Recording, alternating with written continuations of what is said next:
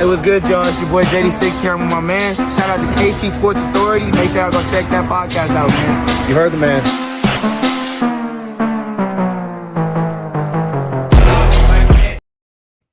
What's up, everybody? It is a Wednesday night, and you know what that means. It's another edition of our weekly KC Sports Authority podcast. And full house tonight because we got Spencer back in the house with us. Long time no see. Spencer, glad to have you. Welcome back. Those of you joining us, YouTube, Facebook, Twitter was the other word I was looking for right there. Live right now. You can subscribe to us on all those platforms. Hit that like and subscribe button. We'd greatly appreciate. Comment section, as always, is always up for grabs. Open to you in the live chat. Would love to get any thoughts you have on anything we discuss tonight and every single week in our episodes. I'd say a big week in regards to KU sports. You know, we had the beatdown. The border beatdown, as we're calling it, this last week, and we're going to recap, of course, the return of Darryn Peterson, probably the biggest headline storyline.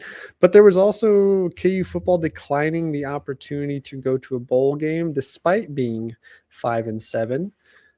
One of 7 teams to decline a bowl game appearance against Georgia Southern. So I want to talk a little bit about that, maybe a little bit of KU basketball recruiting. But full house tonight, as always. Welcome in, everybody. Let's just get into it. Fellas, where do you guys want to start tonight? Well, Bob's already in the comments section saying time to pile on JB. For anyone that doesn't realize what that's referencing, it is referencing the last episode where we previewed the KU versus Mizzou game. And I infamously predicted that KU would lose to Mizzou 67-61. Oh my gosh. I don't know what big hold on. And Bob, you should remember, you are a super fan, so you should remember this. What did I say? There's a big asterisk on that prediction, and that prediction was if we didn't have DP. Now, what was Keegan's prediction? It was, I'm going to be honest, I meant to go back and look it up because I feel like I said 83-71 or something. You said something like that, like a big differential, and 80s or high 70s to a big scoring differential. And I said that. I wish we could play the clip, but I said if Darryn Peterson plays, I flip my prediction to exactly what Keegan said. And so in my defense, I backed it up by saying, hey, if no DP, the fact that he played kind of made that irrelevant, but we'll address it. I'll be a man and let's I'll say, go hey, there. I was wrong. So but I was happy to have him back. Darryn Peterson was back. They announced it. We all felt like it was going to happen, that he was going to play, but everyone obviously waiting until the absolute last second to announce, of course, before we felt confident. Didn't have the most proficient game or efficient game from the court, but it was really, really, really good to see him back on the court. Obviously, 17 points, 6 of 14 shooting, 3 of 9 from the three-point line. Didn't do a ton. Sat the second half of the second half when the game was pretty much out of hand. There was the speculation that it looked like he was getting some work done on the sideline. Bill kind of addressed that as that's stuff we do with everybody. There's no concern for the hamstring. But, fellas, it's got to feel good. And fans, audience, watching, listening, it's got to feel good to see Darryn Peterson back on the court. Hopefully healthy for the long stretch of the season, because we know we've talked about how different this team looks with and without him. And there's a take I want to throw out here shortly about this team that does not involve Darryn Peterson that we'll get to. But thoughts on the return of one Darryn Peterson? Yeah, I want to hear from Spencer. Spencer, what do you think? How do you think Darryn looked in his return? Because there was some mixed reviews. Some people were like, "Oh man, he looks great," and others were saying, looks like he played it a little slow or conservative, and I can see a little bit of both. I mean, he was aggressive in his shooting. I'll give him that. But how did he look to you? I mean, I think he looked about 75% for a guy that's missed a couple games dealing with the nagging injury, and I guess he also had a bug on like 2 days before. Yep. That self-mentioned. Apparently, the whole team had it. I don't know. So I do believe that I was sick for like 12 days straight. Everyone's been sick around Lawrence. So, I mean, when you're getting over something like that, I mean, you got to do a lot of replenishment, with fluids and stay hydrated and all that stuff. So that could have also led to cramping as well. But I thought he looked fine. I mean, he's just such a talented guy that he can roll out there with 75% of his normal self and still be an impactful player. I did think he settled a little bit.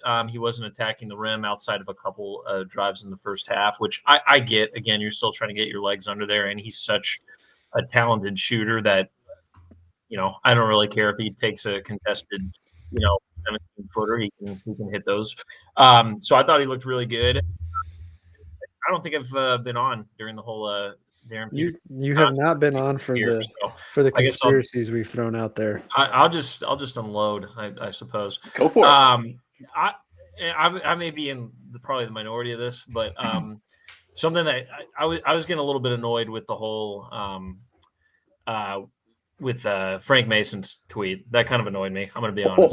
I love Frank Mason and I believe him. I don't have a problem with what he said. But I don't like suggesting that Darryn Peterson just didn't want to play. Like every single person out there, coaching staff, everybody's scouts are saying this guy's got a motor, this guy wants to play. I felt like that was an unnecessary shot to take. And I don't like that for future recruits coming in saying, man, their alumni are just going to shit talk us while we're battling an injury. I don't really like that a whole lot. Sure. I think that's fair. I felt like it was, I mean, he's just dealing with a nagging injury. That just happens all the time. And keep in mind, with all due respect to Frank and other guys who were chiming in, this guy's a top 5 pick. I mean, he's going to be a lottery pick. So I'm not taking chances when I'm going to be making millions of dollars in the NBA, like no disrespect. And I believe him and I believe other players when they say they would have, went out there with a broken foot or whatever that might be the case. But the last thing I want Darryn Peterson to do is go out there when he's not healthy, stink it up, and then have to face unnecessary criticism. And then he ends up hurting himself even more to where he's not going to be as productive or useful in late February and March.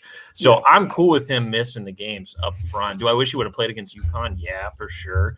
But if he's out there hobbling and he's not 100%, I just don't see who that benefits to just throw him out there. Now, Bill needs to take like PR training or something. I don't know why he can't pretend to answer a question straight on. Like, I don't even think he's lying half the time. I think he just doesn't know how to talk sometimes. It's weird. And that was going to lead me. That was going to lead me to my next conspiracy. And I've heard it on a couple of other KU podcasts in the last week or so. And this goes back all the way to the beginning of all this. The stuff that's been communicated from Bill Self, it's just felt odd and weird. And to me, it just screams he has no control over what's going on, and he doesn't know what to do about it because he's never had this before. We saw a little bit of it with Kevin McCullough in his camp a couple of years ago, holding him out and talking about pain management. But it just had the feeling that Darryn is calling the shots, or Darren's team is calling the shots in a way that Bill Self's either not used to or hasn't had to navigate before. Not that he's not okay with the guy telling him, hey, coach, I can't go. Because I don't think he has a problem with that. If a guy says he can't go, he can't go. But I think it's in the past, it's been, well, we're going to be as much of that determination with you as you are. And it just feels more this year. It's been like the reading between the lines is Bill says, well, Darryn practiced yesterday. He looked great, but he's telling me he can't go. So I believe that he can't go. I'm not going to push him. So it's still been odd. It's been weird. Again, I mentioned it too. It reminds me of the Jalen Daniels injury stuff from a couple years ago. Now that we've heard Jalen since talk about it, it made a lot more sense that he literally, hey, I felt great Friday night, woke up Saturday morning, stiff as can be, couldn't get out of bed, can't do anything about it. But it definitely felt like it caught them off guard because the UConn game, it seemed like their game plan was centered around the expectation he was playing, and he didn't. Despite that, KU has played pretty decently well without him, as best as you could probably expect them to, all things considered. But it was great to see him out there. The injury, I think you're still going to have the concern, and we'll just jump straight into this now. You've got 3 games left until conference play. That's when games really, really start to matter more. And him missing a game here and there in the grand scheme of things, the bigger picture of winning a championship in March, it's not a big deal into the world. However, the fan base, now that we see these guys are making all this NIL money, there's a little bit of a unspoken expectation of you're being paid to play this game. you need to be on the court if you're as close to being able to play as possible. I think that's where Frank was trying to get is, hey, if I'm good enough to play, you bet I'm out there playing because nobody's 100%. There's no basketball player. I mean, they say that in football all the time that guys are playing 70 to 80% throughout the NFL season because they get hit so much. Basketball, a little different, but nobody's truly playing at 100%. Trey White got his face bashed in 2 weeks ago, and he was out there the whole second half, averaging 35 minutes a night. You know, a guy we need to talk about here shortly too. So it's just the whole situation was weird. But I guess my question now is 3 games until conference play. Over under Darryn playing in 2 of them. Because I would not be shocked if he skips next Tuesday against Towson. Really? Skips is what I'm going to call it, skipping. I think he'll play at least 2 out of the 3. Yeah. NC State, you get a week off mostly a week off between Mizzou and NC State this weekend. Another big game. Towson sandwiching Tuesday before next Saturday's game against I'm going blank, but wouldn't it be shocked if there's some sort of, oh yeah, he's not going to go to Tuesday? I heard he's feeling pretty good, but I don't know. It could have just been one report that I saw on Twitter. Could have been some random fan. And even the second half of that is he going to play 30 minutes a game ever? Probably not. 27 minutes is the most he's played against North Carolina. He came out early in that game.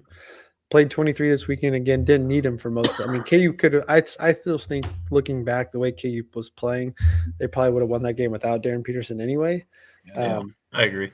But we have still yet to see Darryn Peterson play a standard full game.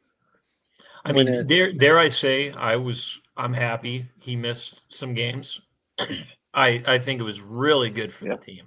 Oh yeah, like, you see, you haven't been on to give this take. I love this because we were talking about that, how in an odd way it's forcing the rest of this team to step up. Yeah, I mean his usage percentage is so high when he plays. I mean, I just think it's so hard to have a guy that, because number one, he's really active defensively too. He's not like this offensive juggernaut that just takes plays off on defense. I mean, he's got really active hands. He's pretty good on the ball. I mean, it's going to be really hard to have him play that high amount of minutes. I think if it's like a close game in conference play, there's no way he's coming out for minutes management, I don't think. But I've been really impressed with how they've played without him in the lineup. So, I think a really fun conspiracy would be Bill Self told him to sit out a couple games so they could they could play without him just to see how. I don't obviously think that happened, but that would be objectively hilarious. Wouldn't that be something 10 years from now? Bill's coming back. Oh yeah, that national championship we won in 2025, 2026. Yeah, I told Darryn, hey, the only way this team's going to be enough to help share the load with you, you got to take 2 weeks off. We got to come up with something for you to take 2 weeks off early. That would be great. Yeah. Austin, do you think Bill would ever do that? Do what again? I'm reiterating. I'm sorry. Do you think that's a Bill Self thing to do, or do you think that's legit? I think Bill's just utterly confused by all this and doesn't know what to say. Yeah, I mean, I would agree. Yeah. I would agree to a certain extent, but I just, the story just didn't line up, right? And I think that's what created all the confusion. But as far as what I think is going to happen to DP on Tuesday, I mean, I'd be shocked if he didn't play. I mean, why not play in that game? It may not mean much, but it doesn't mean he has to go out there for 30 minutes like he. True. Maybe he plays, but plays a half game or plays 22 minutes. Well, I do want to talk about the minutes, and Austin, I'll start with you on this because looking at this game, we knew the return of Darryn Peterson was going to mean somebody wasn't getting minutes or somebody's minutes were going to take a hit. Yeah. I was a little surprised with KU being up consistently. I mean, I know the first half it was a lot closer. Second half we kind of took off. Bill Self's rotation was pretty much 7 guys. And El Marco, who really did nothing, again, stat-wise, played a lot of minutes. His plus minus is still pretty decent, but statistically just didn't offer much. I was a little shocked that the minutes ended up where they were. I mean, Trey White plays 36 minutes. Melvin Council plays 36 minutes. Those were a lot of minutes from 2 guys that, as the later part of the second half continued on, you didn't really need out there. And we only saw 1 minute from Jaden Dawson again, who steps up and hits a big time 3 late in the game when we didn't need it and just shoots it right in the guy's face. So that was great to see. But Cole Rosario, only 3 minutes. He's one I definitely want to talk about because we've kind of seen him disappear. Jamari still got 24 minutes in this game. El Marco played 21. I think this is one of El Marco's largest minute totals so far this season. But I was just a little surprised the way the rotation shook out. I thought we would see El Marco or Jamari take, a 7 to 10 minute step back for Darryn. Now, again, Darryn, if he had to play more of the second half, maybe it evens out. Darryn plays 26, El Marco plays 15 or something. But what do you guys think? Austin, we'll start with you. What do you think of this rotation now with Darryn Peterson healthy? Cole Rosario, Jaden Dawson are fighting for minutes. Jamari's getting a lot of run time. How long does he keep that up? Do those guys find a way to fight back and get their minutes? Yeah, I mean, to see Cole Rosario's, minute total kind of take a hit on Sunday, it was kind of surprising. I mean, he's really provided a spark for KU in the past couple of games at least.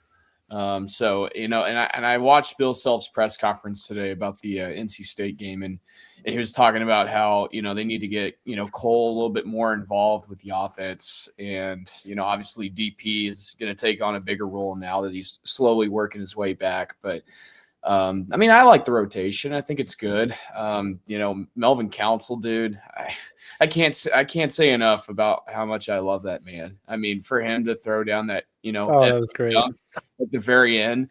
I mean, can we talk about how awesome and how Bill didn't crap on game. it like he has in years past? Yeah.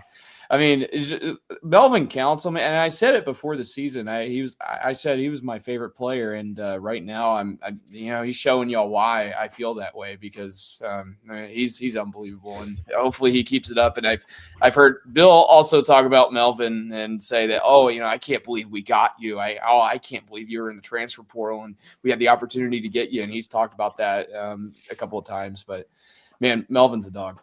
It feels like he should literally and figuratively. I was just going to say, it feels like he should have been ranked way higher in the transfer portal than where he was. Yeah. I couldn't tell you where. I mean, I say that, and I couldn't tell you exactly where he was ranked, but it was pretty far down, wasn't it? I mean, I don't think he was like top 5, top 10 in his position. No, and I think some of it's. I mean, he can score, but he's never been a shooter, and so I think a lot of teams just look at that in the portal. Well, we don't need a guy to come in and play point guard that can't shoot, or we don't want a ball dominant guard that can't shoot efficiently. We want a guy that. So I think the fit made sense from the start with Darryn Peterson. Have another guy that could take ball handling ability away. But one of the number one things we talked about all last year is you don't have anybody that can get downhill, get to the rim, and get a bucket. Melvin can do that. Darryn can do that. Trey White can do that from the wing. So bringing that in, I thought was huge. But Spencer, let me ask you this with Cole. What do you think is going on with the Cole Rosario, Jamari McDowell kind of switcheroo? I mean, this was a guy that started the season in the starting lineup, hasn't been great offensively as far as shooting, just hasn't found his rhythm, but he's still offered a lot with his athleticism. And now, again, he's barely getting on the court. Jamari's playing huge minutes. And Jamari, to his credit, has played pretty well. He's hit some big-time threes, big-time defensive plays too. But it kind of feels like right now maybe Jamari's playing above what his average is going to be. But yeah, what's going on with Cole Rosario? I think fans are a little concerned that this superstar capabilities and athleticism isn't showing up on the court as much lately. Yeah, especially while Darryn Peterson was out. Right. I mean, that was going to be, kind of your time to shine, especially when the other star freshman is out. I mean, I think it's probably a confidence issue. I mean, he's shooting like sub 25% from three or something like that right now. So he's not shooting the ball well, and that was a big reason. He was brought over here was because of that shooting prowess along with the athleticism. And when your confidence is gone, it's going to affect other aspects of your game. It's going to affect you on defense. It's going to affect your effort. And Jamari's just an effort guy. I mean, I think he's a hustler. He's made some really good plays on the defensive side. And I really like, his capability to just step out and hit a couple threes a game, I think is the perfect little cherry on top for a guy that, I think he fits Bill Self's mold really, really well. And that's why he's sliding in there. Whereas a guy like Rosario, he's, and he's also really young. There's just a lot of things that I think are contributing to that. He seems like a guy that will play his way better by the time we get to the end of the season, though. So I'm not pressing the panic button yet. It feels like with Cole, he's the type of guard, and I've said this before with other players too, that he needs like a 5-6 minute stretch to get going, because the predominant part of his game is going to be getting him open looks from three, getting him in transition. Yeah. And if he's not getting an extended look and he's coming in trying to force a three up, you're kind of basically, you're putting him in this tiny box of, hey, score. So I don't know how much of it is confidence, because he's still shooting the ball and he's getting out there. I think it's just, he's not in rhythm. And again, Jamari has looked really good. Now there's been stretches the last 2 weeks where you're going, man, maybe Jamari plays 6 minutes less, and that's Cole out there with his upside. But he does feel like a guy that, he's gonna have some big moments continuing on this season. The one that has me, I would say concerned, but I didn't anticipate Jaden Dawson having as little run as he's getting. I think he still hurt? I think he's fine. I think most of it though was he got injured late in fall camp or right before the season started, exhibition, one of those two, that slowed him down and held him back. So I think that's a big reason, because it gave a guy like Cole Rosario the opportunity to start. But Jaden Dawson can hit big time shots, and we haven't seen much of him. Again, I think that's probably something that changes, but it's pretty obvious right now who the top 7 are for sure. And you gotta love that big three he hit. Like toward the end of the game. Oh, man, hey, Dawson, he came in and he played the whatever 2 minutes he played at the end of the game. He played like a starter, three that we didn't need, and he just lights it up anyway. Yeah, it was good awesome to see. I would love to see him eat into Al Marco's minutes and maybe a little bit of McDowell's as well. That's what I think too, because like Al Marco, again, I think Al Marco's been fine, but he's not really. It's not all about your box score, but there's not a ton of plays that you point to and go, man, we need Al Marco in here right now to make this happen. But with Melvin playing the way he is, with the way Darryn Peterson's going to play, so like Al Marco, to me it just feels like he's got to have these big hustle plays or something to warrant the amount of playing time he's continuing to get. And that doesn't mean that he needs to have his minutes cut in half or anything. It's just if you're playing 21 minutes a game, you should be able to get more than 1 point and 3 assists. Offer something. But before we get to the guy I really, really want to talk about, Spencer, would love your thoughts on this because you haven't talked with us yet. Bryson Tiller. Yeah, I like Bryson Tiller, man. I think he slides right in there. I mean, he's not percentage-wise, he's not shooting great, but I think he's just got that capability of keeping him open, and especially when one of your guards is a non-shooter like Melvin Council, I like being able to slide him right in there and stretch the floor. He's been good on the boards too. I think for a freshman, he's been very, very impressive so far. So I like him a lot. I'm really high on Bryson. And he seems to pair quite nicely with Flory. You got size, athleticism between the two. He can defend. He's honest. I mean, we heard it earlier in the season that Bryson said something about how he wants to make sure people know he's athletic enough to play the three and can play outside.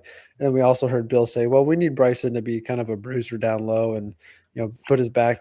But we've seen both. Like, he hasn't shot the ball well from the outside. He still has these little 8-10 foot poppers, but he's been a presence down low that's forced the defense to play differently, which then gives looks to these other guys. So Bryson Tiller, again, you guys all know I was beating the drum on him 10 months ago when we thought we might see a brief part of him in the second half of last year's season.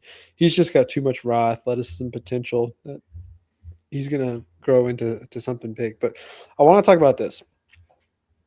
Up to this point, KU's MVP of this team. I think it is an obvious, unanimous decision here to say that the most valuable, maybe not the most important for the longevity of the season or even the best for the entire season, because it's easy to say it's Darryn Peterson, but this team is nowhere close to where they are without Trey White. I have been surprised to a degree, but certainly impressed with his game. I think his full season so far he's had maybe 2 games that you could call a dud, but he's turning into what I'm thinking, a cross between sophomore and junior season Jalen Wilson. He's putting up points. He's getting rebounds. He's guarding every team's best perimeter player, 3-4 spot. I thought he held Mark Mitchell in check quite nicely.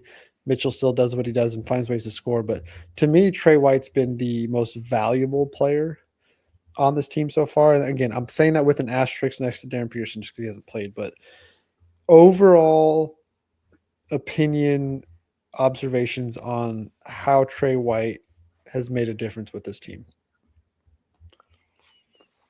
Anybody? Austin, calling you out. You're on mute. Oh, God.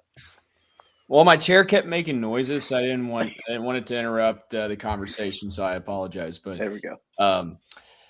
Trey White's looked unbelievable. I mean, he's looked really good in the past few games at least, and he's I think when he plays well, the entire team does as well, and I think it's very, very evident. And I like the way he transitions from defense to offense, much like Melvin Council as well. But when he plays well, I feel like KU also follows that as well for some reason. And I talked about it, I think either in the last episode or 2 episodes ago, that Trey White could be potentially the backbone of this team, and he's looked really good.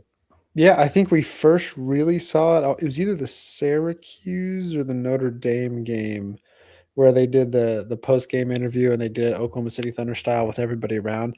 Like Trey White's been wearing his emotions on his sleeve. He's been aggressive attacking the rim. He's been a little mouthy when it comes to not getting a foul call he wants, but he's been kind of that alpha dog mentality. And he was a guy coming into this year, because we haven't seen him play, I don't think fans really had a good understanding of what to expect from him. We knew he was a capable 10 to 14 a night kind of guy, could rebound a little bit, hopefully could hit a corner 3, but you really didn't have that much to go on other than what Bill was telling you, that he'd be a solid, wing defender, which he's been. But I think Trey White, to me, he's just been impressive with how he's made an impact in games. Like it was easy to say coming into the year that Flory was going to be the Robin to Darryn Peterson's Batman. And to me, it's almost right now like Trey White is half Batman, half Robin to a degree. When Darryn Peterson's out there, everyone's playing second fiddle.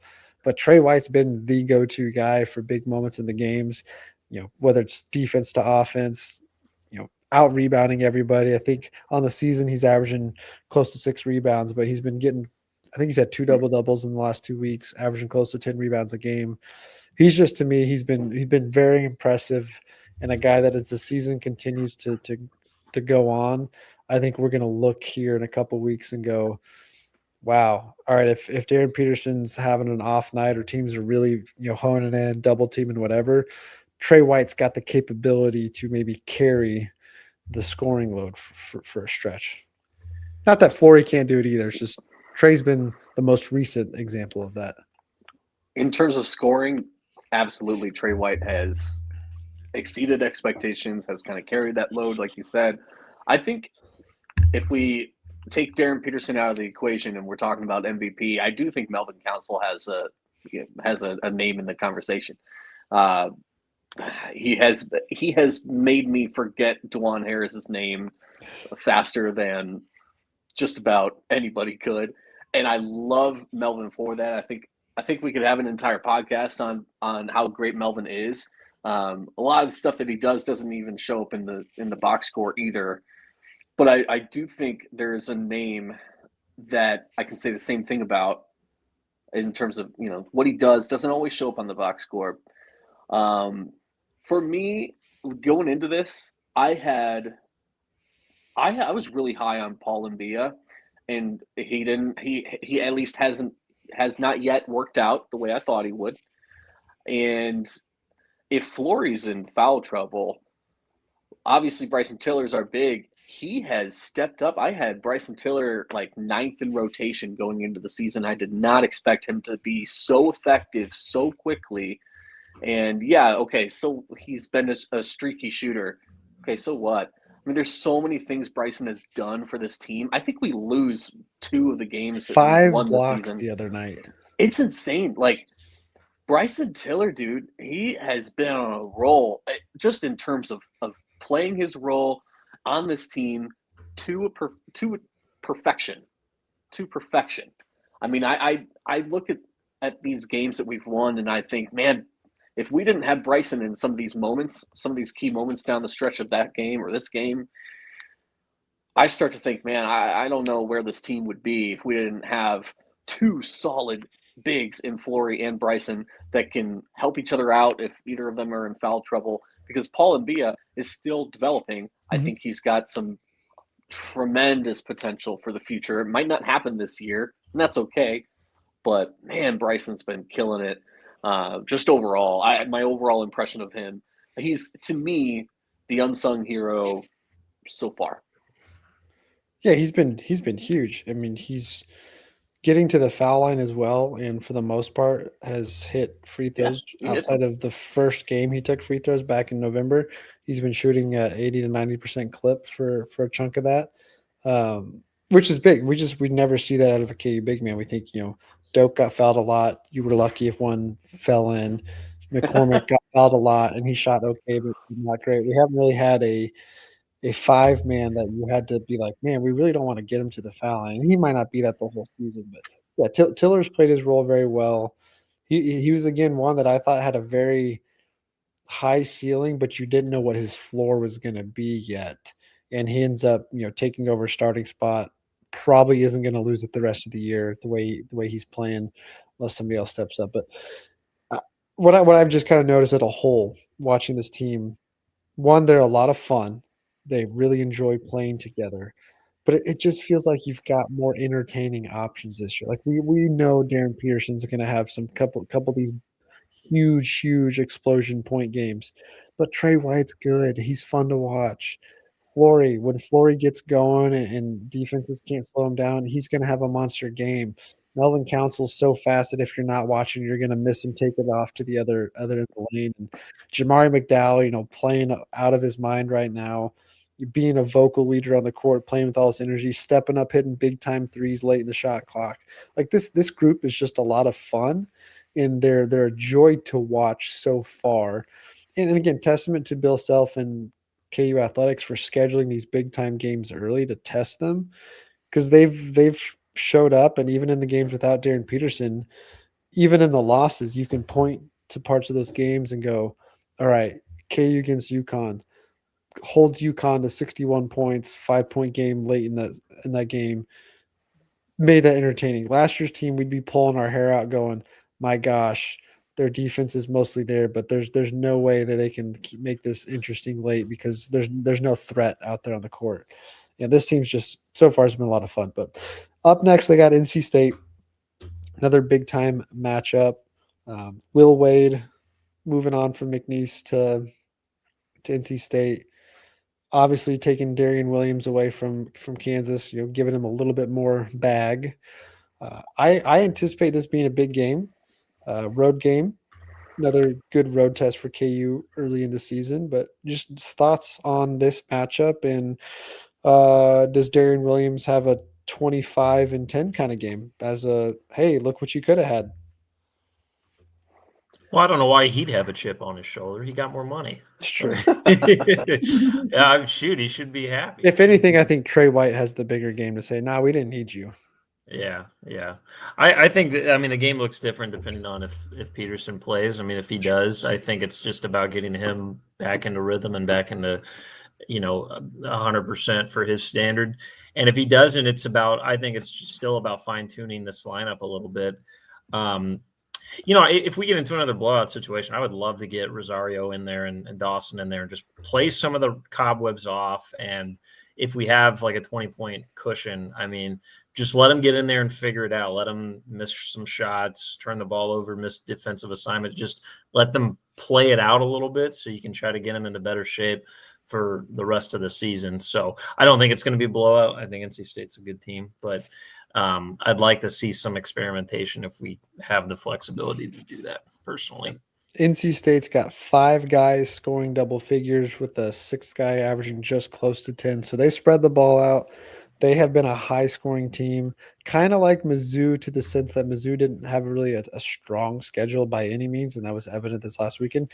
NC State has a better schedule, but they've been putting up points against the scrubs, but they've also put up points, 85 points against Seton Hall, 81 Boise State, 102-97 victory over Texas, 83 points on the road at Auburn. So this is a team that can get up and score. I think they like to spread the ball around, high octane style offense. Again, I couldn't say this about last year's team at all, but something with the roster construction of this team, even if DP's having an off game where he's not playing, the versatility that KU has with Melvin, with Trey White, Jamari McDowell defensively, this team to me, like you could say last year, what kind of team is going to give last year's team trouble? A team with length and a team with speed and athleticism. You can't really say that about this team this year. KU can play fast. They can slow it down. They can mix guys up. They've got the size down low.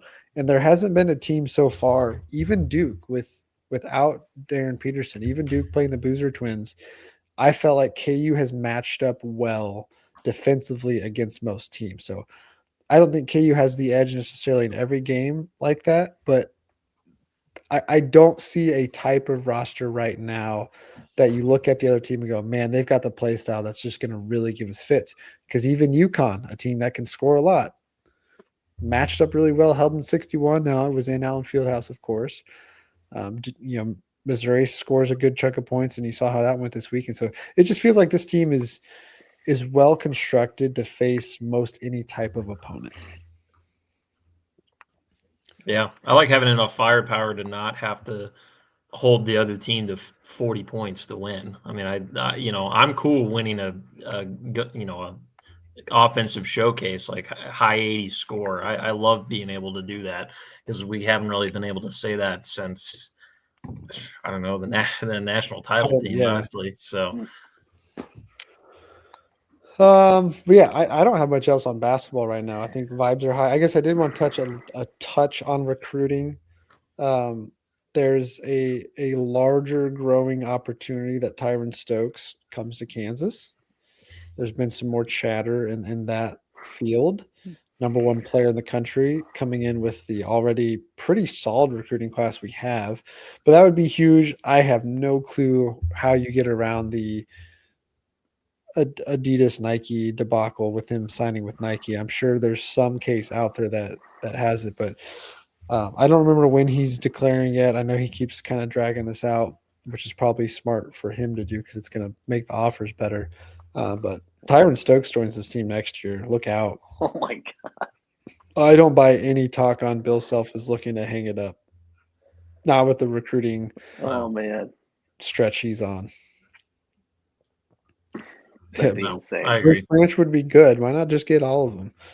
But I guess my real point with recruiting is it's nice to be back in the ring for these top 5 players in the class because it's been about 7 to 10 years since we've had that with all the recruiting violations. But that would be huge.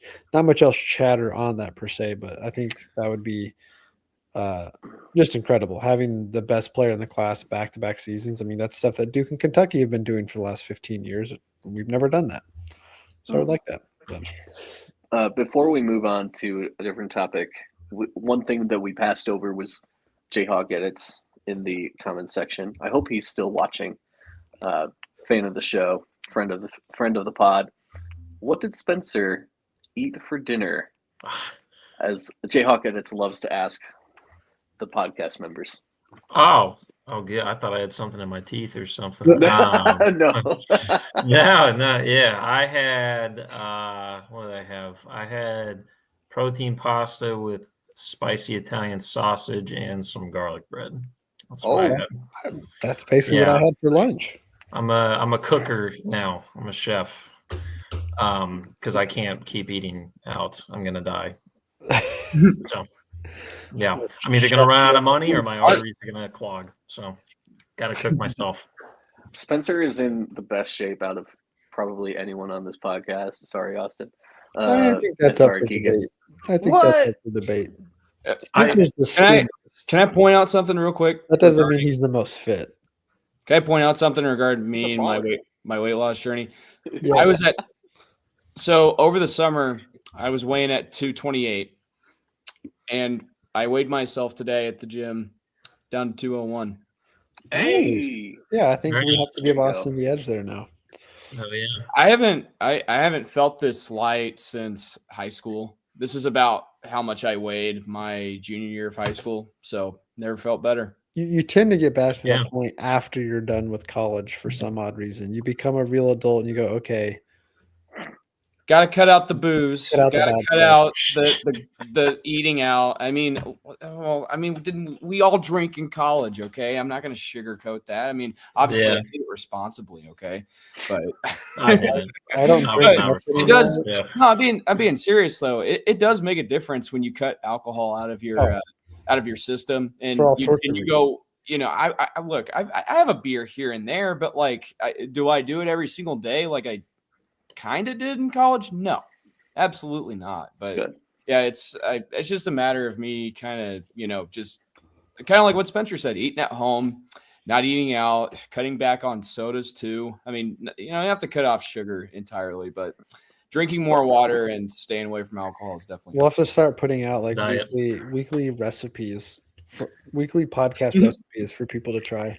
Bob is tall is curious. Austin? Yeah, how tall Or are maybe you, we Austin? could get How a bad- sponsorship how tall from I am. somebody. 6 foot exactly. Are you really 6 feet? Mhm. Dude, man, I didn't think. Okay, How tall did you think I was? I thought he was tall. 5'3". I always thought like you and I were probably around the same height. I mean, I'm 5'11". I'm like right just by a tiny bit right above 5'11". I don't know how. 6 feet is so much better than 5'11". I know it's a 1 inch difference, but Oh, I'm gonna anyone who knows anyone who has been Inch in makes a the difference. anyone who has been on dating apps knows this for a fact. Now I'm married and I'm good. We're solid. We made it past that phase. But every single girl that you run into on dating apps would say must be 6 feet. I'm like, I'm sitting here, I'm 5'11", and they won't give me the time of day off over 1 inch. Like, y'all, I don't. Honestly, is that the kind of girl that I want? No. But I can tell you from a guy who is taller than 6 foot, I would much rather be taller than 6 foot than not be. Like life is good being taller than 6 foot. how tall are you, Keegan? I keep forgetting. On a good day, 6'3". Jeez. If I stretch myself out just a bit. Yeah, Spencer's- you still Spencer's can't- you 6'8". can't dunk. I'm gonna Still shrink down to 5'11", 5'10" eventually when I get into my 30s. I'd give myself till 30 to train to be able to dunk a that's what I basketball, want and that Did- just didn't happen. Did you guys? If I was 6'3", I would be, just with all due respect, I'd Yamming. be yamming. Like I Spencer's 6'8". No, I'm 6. You're I 6'8". say I'm 6 foot, but everybody that I tell that argues that I'm actually 6'1". And the reason they argue that is because they want to make themselves taller. Yeah, They make Nah. me taller. And I'm that's like, why everyone's the back of their basketball card, has that extra inch and a half with Yeah. their shoes on to make them Yeah. feel better. Jalen Spencer Wilson has- was 6'7", 6'6" at Kansas, and now he's like Yeah. 6'5". Spencer Right. has always looked 6'4" to me, and it's because he's always had so much volume in his hair. It it does Spencer add has- some. It's got inches. so much That- volume, dude. It adds like 4 inches. I'm telling you. So last week we did the drafting Bill Self era players draft. It would be fun. We Yes. could do a drafting KU players under 6 feet. Oh my god. Oh, gosh. Only players that are under 6 feet. Can we talk go about back why to the- Spencer said that Keegan's roster was the best out of the three of us? Because it was hands down the best roster. No. It was. This dude had Joel No Embiid debate. as his 6th man. Like that's He insane. did. Okay. He didn't draft him 6th though. He didn't, I draft didn't. him. I didn't like drafted him. that. Well, you guys were the ones that drafted like you were drafting a starting 5. I said starting 5 plus a 6 man. That doesn't mean you have to draft your 6th man 6th. I is know that, true. but I wish I had to in change the up my whole draft game order- plan. I was planning on taking like Keith Langford as my 6th man, but Spencer you never guys- saw the draft order. or like never saw like pick for pick unless you went back and watched Spencer. I don't know, but like Keegan already had a big. He already had a big. He didn't need another big. Well, I didn't want Doak getting defended by Embiid. My God, slowing him down. I just want to dominate. Never did we say they were going against each other. Never did we say that. Well, that obviously, my team against your team against Austin's team, No, it's just a figurative best compilation of. I didn't communicate that this was a competition.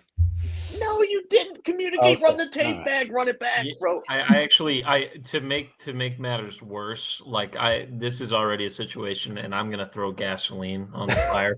I think JB's team is the worst. What are you talking? No. JB, your best shooter is on the bench. Like, I mean, and Chalmers. I guess Chalmers would probably be the best shooter, but I mean, small Wiggins, team. Jackson, I mean. And having Hunter Dickinson on there, Hunter Dickinson's going to guard Azubuike or Joel Embiid. They're not going against each other. Well, and Hunter Dickinson, what's the hypothetical here? What I don't understand. I thought I had made that very clear that we were drafting teams and debating whose team was better than the other. No, you did not. I thought that was an obvious part of a competition. No, it's just like who has the better team overall. It's not like, these are going to go head to head. That was never. Well, my team's still going deeper in a season run than yours with Hunter Dickinson. The guy's never won anything in his life. Hunter Dickinson would pick up 7 fouls in the first half. Hunter Dickinson is a walking 20 and 10. He's a walking 20 not and 10. Not against yeah, 7 but he footers. loses. He's not. 7-footers. That's his thing. Dude, I had Ben McLemore on my wing with those. Yeah. But here's the crazy thing. Convicted felon, and I still think he was the best. I had the hardest draft order. Yeah, nothing about off the court issues. Drafting second. Between drafting second, one player at a time, between two people that got to pick back to back both times. Every pick was back to back for both of these guys. So I had the hardest spot, and I got sniped. That is true. In fairness, I said we could go regular draft order and skip the snake draft. You both said no, we got to go snake draft. I said, well, no, that only works with more than 3 people. But anyway, here's the craziest part of that: none of us drafted Darryn Peterson. Isn't that wild? That was the funniest part. Potentially the best player to don a Kansas jersey of the Bill Self era when it's all said and done. And none of the 3 of us drafted him. Careers. Like, I feel like that got in our heads because we tried to go off Kansas careers, and he hasn't had a Kansas career yet. He's had 3.5 games. Smee Makayu. Nobody poke my boy Smee, man. Needs some shooters. I thought about him. Yeah, I told him we're going to have to do this exercise again. Smee. You'd rather have Speed than Josh Jackson? With your roster. With your roster, yes. Because you already have Andrew Wiggins. Andrew Wiggins and Josh Jackson was one and the same. A hooper, man. He was more than a shooter. He can get to the rim. He's a good passer. He was like almost a finalist for Player of the Year alongside Frank Mason. Yeah, but you already have that with Andrew Wiggins. Right. It's like you have the exact same player, but worse. No, this is good. He's a carbon copy of Andrew Wiggins, but he's not as good. Who's stopping that team? That's an NBA super team right there. Don't tell me. I know Josh Jackson did not have a good NBA team. I don't even remember. I'm just saying. The only good NBA player on that team is Andrew Wiggins. That was literally like the way I constructed that roster was like the Miami Heat, and I know you're a LeBron fan, Spencer. That was like the Miami Heat in their heyday, winning 3 championships in the span of like. Yeah, but it wasn't about what they've done in the NBA. It was their peak at Kansas, drafting a team based on their peak at Kansas. But even if it was, who's LeBron? Andrew Wiggins? I like Wiggins. Don't get me wrong, not to scoff at Andrew Wiggins, but see, it's funny that you say this because I was telling them the same thing last week that the further away we get from Wiggins' year, like the less impressed I have been with Wiggins as the one and done, like top one and done. Like Josh Jackson arguably had a better season at times. Yeah. Ben McLemore, more talented in some aspects. Darryn Peterson, not even close, of course. But the further we've gone along, I don't know what it is, but I'm like, I would rather have senior Ochai Agbaji on my team than freshman Andrew Wiggins. Oh, yeah. 100%. He was timid. He didn't want to shoot. Dude, but yeah, come on. You were not stopping Frank Ochai, Ben McLemore, Udoka, Joel Embiid, and Marcus Morris. You guys are that. every one of those guys except for Morris was sniped from me. So I'm just going to say that. We'll have to do this. We'll have to do this left and right. exercise again with all four of us, and we'll go like 8 players deep or something. I was interesting. sniped left and right, quite literally, because y'all were to my left and to my right, and I was dying. I was scrambling together this hodgepodge of ballers, but whatever. We will have to do it again, and we'll do it better this time. We'll do some I've got a bunch of these lined up for different drafts we can do. We're gonna call up Derek Ho, and he's going to tell everybody, "Oh yeah, JB, you definitely had the best roster." Yeah, after we could be redo it. The evaluator. Yeah. Derek, I don't want him drafting, man. He's going to draft like some guy from the 60s that I don't know that averaged like 20 points. He's going to be the judge. Yeah. Okay, he's just going to be the judge. The rules, unless you want to include him, and then we have like Derek Johnson be the judge. Yeah, we could do that way. Anyway, let's transition, wrap up here with a little bit of football talk. So, Austin, I'm going to start here with you on this because I know you'll have a better response than these other two who are not as invested. Not that JB's not, but Austin is probably the most invested of the three of us in the football program. Yes. So I want to start with There's that background. Kansas finishes the season 5-7. Disappointing season. We've already talked about it. You guys can go back and check out that episode, the KU season fall episode from 2 weeks ago. We already covered that. There will be off-season talk as we get into it further, but 5-7, not bowl eligible. College football, we have seen a disaster happen the last week or so where teams who missed the college football playoff have been opting out of bowl games. Teams like K-State are opting out of bowl season altogether despite being eligible. Whatever the reasons may be for these schools, coaching changes, players leaving the portal, whatever the case may be. I texted you guys, I think 3 weeks ago, and I said, guys, there's a legitimate chance KU football could be asked to play a bowl game without being bowl eligible. Everybody kind of like didn't make any sense. It was kind of scoffed at that this would be silly. Then when it comes to find out days ago, KU football, because of 7 to 10 other teams backing out of games, college football was asking teams that finished on whatever ranking they were looking at as the next closest teams to come play. And I'm honestly forgetting the bowl game now. The Birmingham Bowl. Birmingham, yeah, thank you. The Birmingham Bowl to go play Georgia Southern. Not a good football team, but finished 6-6, so they're bowl eligible.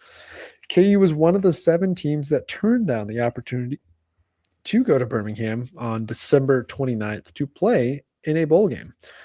Austin, what is your response to KU saying no? I agree. I mean, look, they've probably already I did not see you going that direction, by the way. What? I thought you were going to be like adamant. This is ridiculous. They should have said yes. Well, I mean, here's the thing. I mean, look, as much as I would have loved to see KU play in a bowl game, 2 things. They've probably already had their exit meetings, and Jalen already left Lawrence, I think. So yeah, well, him and Leipold were in Vegas this week for an award banquet. Yeah, I mean, I follow him on Snapchat, and he showed a picture of him taking his nameplate off and everything. So like, the team's already gone through that process of, returning equipment and having those exit meetings and all that stuff. And I just think it's too late now to get the team completely back together and prepare for a bowl game.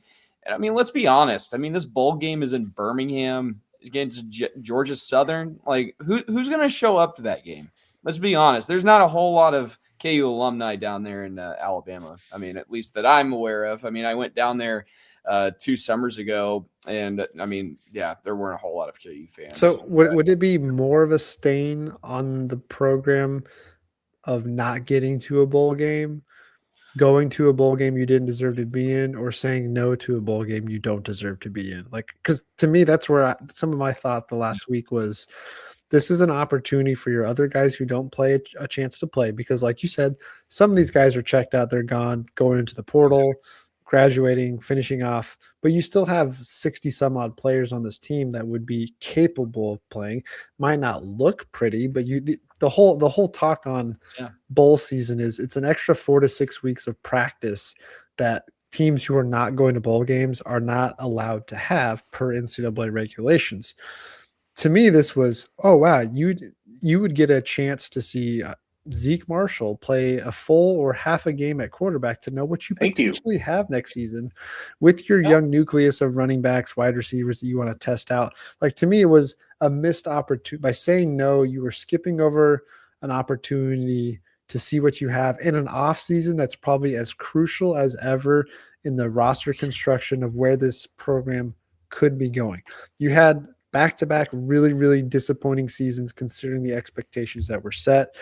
And to me, it felt like we were just running away and just accepting the fact that, I think too much is going to be put on that KU didn't want to go because they didn't feel they deserved to play. And that's true. They don't deserve to play this game. That's not the point. Well, I mean, whether they deserve to play this game is not the point. To me, it's the opportunity you have to play guys, get that extra practice time, get those extra reps.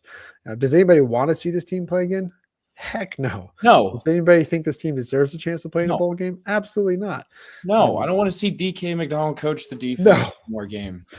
But the fact that you get these extra practice weeks, I think for the fan base, I think I wouldn't say is left disappointed, but you're basically like completely throwing in the flag on the season as a whole and saying that there's no benefit by not playing this game.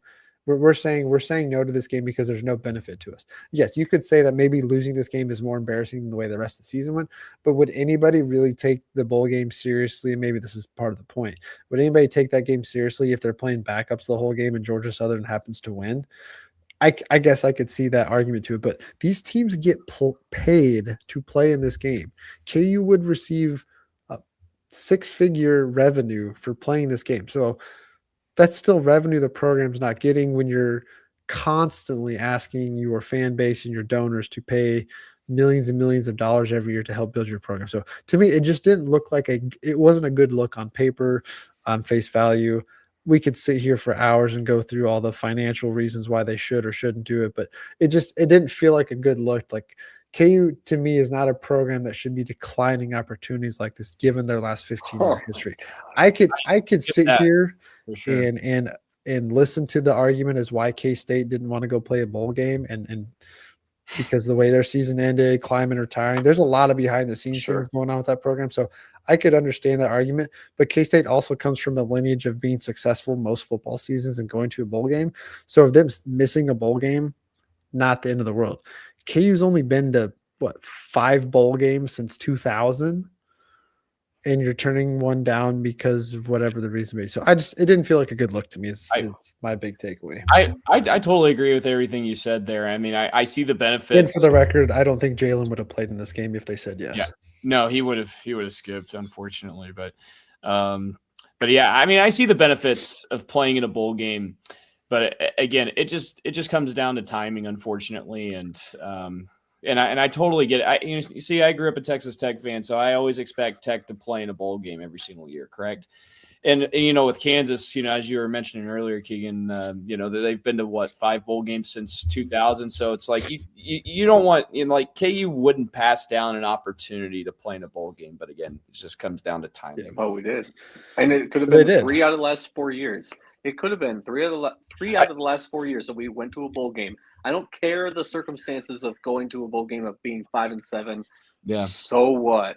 Because if we were 4-8, it's more football. First off, think about how many of these seniors are never going to play football again because they're not good enough to go professional, or they've got other things in line. This would have been one more opportunity for them to lace them up, put the pads on, and go play.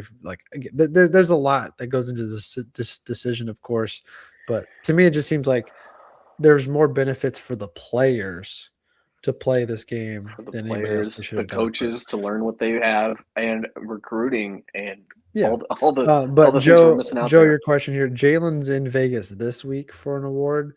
The bowl game is December 29th, so they would have had 3 weeks of game prep time. So you can't use the argument that there was not enough time to prepare. Sure. Bull crap. Teams play 6 days apart all the time and have to prepare a game plan. So 2.5 weeks, more than enough time. Now, would it throw a wrench into the equation of who's playing? Sure. Guys entering the transfer pool, graduating, all that kind of stuff. But guys that redshirted this year are eligible to play without it impacting their redshirt status. So again, to me, it just seems like there was a lot of opportunity for guys who don't play, who could play, and for guys to lace them up that last time. But I think another. But thing yeah, to Bob's think point about, here though, too. It's like being picked last for a team. I get it, but you're still We getting all picked. Would would've- you rather be on the team or not be on the team? Those are your two options. I feel like we all would have still watched the game. As I much would've as we watched. say, as much, yeah. I mean, as much as we say we hated the product that we saw on the field all season long, It's still, pretty much. football. We had Still multiple football. opportunities to get that 6th win. Multiple opportunities. Yeah. I would be sitting on my couch. I would be wearing my KU shirt. I'd be drinking my too. soda or something because I don't drink beer. But I would be. I know. Never acquired the taste, kidding. honestly. I'm kidding. But I would be watching that game. I would, and a lot of people would. And it's just kind of frustrating when you think about, and this kind of bleeds into the conversation of, oh, do we want Lance gone or not? I know a lot of people want Lance gone. I don't. I'm not on that bandwagon yet. He's got one more year to show that these last 2 years are not just an anomaly. Well, yeah, but like, man, as Kansas fans, we have just seen so much sadness year after year after year, and to make it to 3 bowl games out of the last 4 years, like, is unheard of. From where I started watching KU football in 2011, and I've been down in the dumps the entire time until Lance came on board. I'm loving this product. I know to some programs it's mediocre. I don't care. It's way better than it was for the last 10 years before this. To turn this game down just kind of breaks my heart. And I know Jalen would not have probably played, but there would be a part of me that's like, oh, hey, Jalen, it's a chance for you to Well, win you a know, bowl if this game. was last year, Devin Neal's banging on that door saying we're doing anything possible to play this game. Exactly. Different circumstance, and maybe last year Jalen would say the same thing, because I do think if the same scenario happened last season, that team He would have played in a bowl game yeah, last they year. would have gone, yeah. Oh, Especially the way they finished the season. Jeff Grimes were in the season, number one. Number two, the way they finished the season, I mean, it was pretty damn good. I mean, except for that Baylor game, but yeah, that's what happens when you have an 11 a.m. kick on the road and you're 1 win away from getting bowl eligibility, and it's like the last game. But on the flip side, I have heard good things in the transfer portal, so maybe the focus is just really shifted to roster construction, which is great. That's fine. Go into recruiting, land big time defensive line transfer. KU's in talks with some solid offensive line guys. Wide receivers, running backs are going to be, to me, the big focal point. Tight end position, they have a lot to overturn there. Need some quality secondary pieces that have upper class experience. You're losing Bengali Kamara. Hopefully Trey Lathan's back, but you need a lot of help at linebacker again. So maybe that's part of it. Hey, we'd rather use our focus and attention on building next year's roster than holding on to the crippling pieces that this year's team was. But heck, even then, shoot, send somebody else out there to coach the game. Who cares? Lance can go recruit and whatever he needs to do, and they could have an analyst coach the game. Doesn't matter. The point was extra practice time. But just wanted to have that conversation, and we can move on. We'll talk some more football later. But we'll wrap up there unless you guys have anything else you want to get off. I mean, Spencer, we're definitely gonna have to talk some NBA soon with Giannis now being potentially up for grabs. I don't think that's going to happen yet, but bring him to LA, baby. No, that'll never Come on. One final thing I'd like to say. Yes. I hate football. It's been a crappy year for football. I hate if you're a football. Chiefs and KU fan, of course. Yeah. I've done a good job not talking Chiefs on the podcast at all this entire season. Haven't done an episode yet, but my goodness, what a year for KU and Chiefs 6-7 record. I hate my life so much. See, and that's why KU football didn't want to play this bowl game, because they would finish the year 6-7, and that's more embarrassing than 5-7 somehow. I'd agree. 5-8, finishing 5-8 would be crazy. Oh man, that would be. I don't even want to think about it. Yeah, that would be rough. Be a Chiefs who why we decline, JB. Play for draft position now. Yeah, I still say we should have done it. I totally get it. Trust me, I understand. Like, well, so let me flip the conversation this way. Let's say last year's team loses another 4 games and they're a bubble team. They missed the cut, but the NIT says, hey, we'll let you be the number 1 seed in the NIT tournament. Are you taking that if you're Kansas? Now, again, completely different circumstance. KU has a long history, tradition, lineage of March Madness, but just 1v1, if you were to miss the NCAA tournament, but NIT calls and says, hey, KU, we'll put you in this one. Would you take it or would you just end it? I think basketball side of me says, hell no, I'm not going to that tournament. No. I make fun of MU and K-State people for the NIT all the time. We cannot do that. I'd rather go 0-35 than play and see that just so we're clear. 2000 whatever NIT participant. Yeah, I don't know why it's so embarrassing to that tournament. Like, I don't know why it exists. It's just like I feel really bad saying this. It's just like a bunch of losers getting together. You know what I mean? It's what I've been experiencing. It's what I'm doing in fantasy football. It's my consolation bracket because I had the worst fantasy football seasons. Like, what can you say if you win the NIT? You're the best loser in the country. Who cares? Yeah, like I can't. I wish I could throw this up on screen real quick without having to pull it up. But for those of you who don't know, our fantasy football league of mostly the podcast and some of our other friends.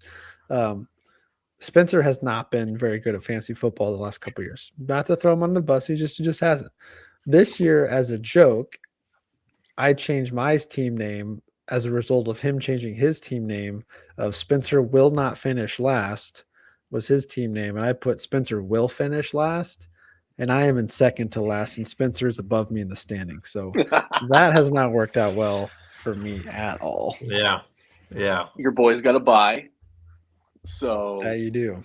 I'm 7-7 right now. We're so chilling. That's all I can say. I'm not gonna lie to you guys. I was absolutely blitzed during the draft of fantasy football. I was on the golf course and with some buddies, and I was like, "Oh my god, I have a fantasy draft in like an hour." Didn't we draft late? Yeah, and we were on the golf. You were still golfing? We were doing a full 18, and mind you, I've had like 3 to 4 beers. The dude snuck in a bottle of liquor. We're taking shots in between holes. I'm sitting there like it's kind of like you didn't like you're a remote worker and you're at like a beach or something, and all of a sudden someone tries to call you on Teams, and you're like, I'm not ready for this right now. So I was not ready for that draft whatsoever. So I kind of let Jesus take the wheel, and yeah. So the fact that I'm 7-7 is a miracle in my opinion. So, yeah. That's I think Austin, you're in last, aren't you? No, you're in. No, I'm in third place. Yeah, you had a run. Why did I think? I had a run early, and then I kind of slipped up towards. I was so scared. I still finished third. I lost week 14, and I was like, "No, I'm going to lose out on the bye." I fell to the 2 seed ultimately because points 4 got me into the 2 seed over Austin being the 3 seed. This might be the last year I am in a true fantasy football league. What?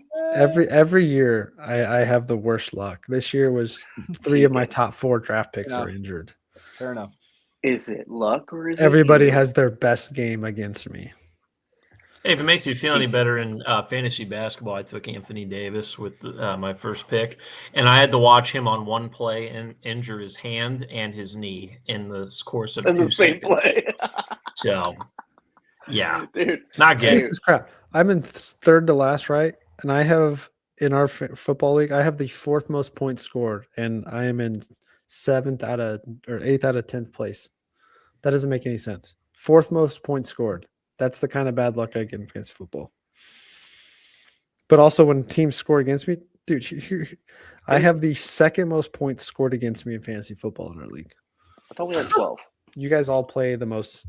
Everybody plays their best game when cupcake schedule. Am I tripping? I thought I am the KU basketball of everybody else's schedule. Dude,